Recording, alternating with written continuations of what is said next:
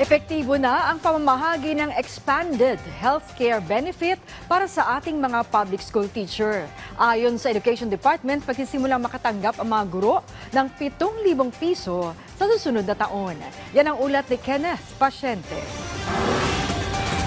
Aminado si Alan na sa 18 taon niya bilang guro, hindi maiwasan na magkaroon siya ng sakit dahil na rin sa bigat ng responsibilidad bilang guro.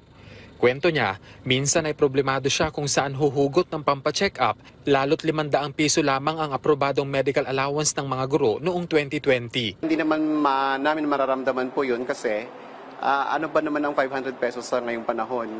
Kahit na physical education po namin, kulang pa po yung 500 pesos na gagastusin.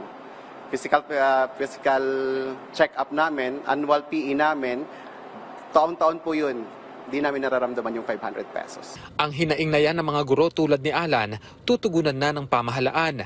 Ayon kasi sa Department of Education, magsisimula na sa susunod na taon ang pagbibigay ng expanded healthcare benefits sa mga public school teacher. Kung saan mula sa dating 500 pesos, makatatanggap na ang mga guro ng 7,000 pesos na medical allowance. Mas mataas ito ng 1,300% sa dating natatanggap ng mga guro. Ayon kay DepEd Secretary Sonny Angara, malaking bagay ito para matiyak ang komprehensibong insurance coverage ng mga guro. Ikinatuwa ito ni Alan dahil para sa kanya, isa itong pagkilala ng pamahalaan sa sakripisyo ng mga guro. Dagdag paan niya ang kapanatagan na hindi na sila magiging problemado pa kung saan kukuha ng panggastos sakaling sila ay magkasakit. Papasalamat kami sa gobyerno kasi nakita nila yung paghihirap ng mga teacher. Kasi parang nalipasan na kami ng panahon na kung saan dapat pangalagaan din sana ng gobyerno yung kapakanan ng mga guro in terms ng kalusugan.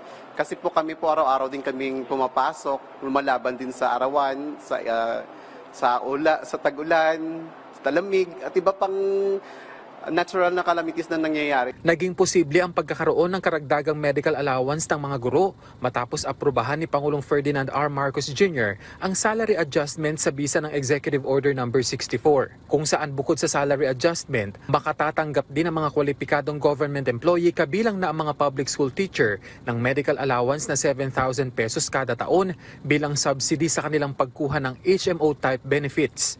Dagdag pa rito ang tax-free na 5,000 pesos na teaching allowance na natanggap na ng mga guro nitong pasukan. Aakyat pa ito sa 10,000 pesos simula school year 2025 to 2026 at sa mga susunod pang taong panuruan. Nagbigay daan dito ang Kabalikat sa Pagtuturo Act na pinirmahan din ni Pangulong Marcos Jr. kamakailan. Kenneth Pasyente, para sa Pambansang TV, sa Bagong Pilipinas.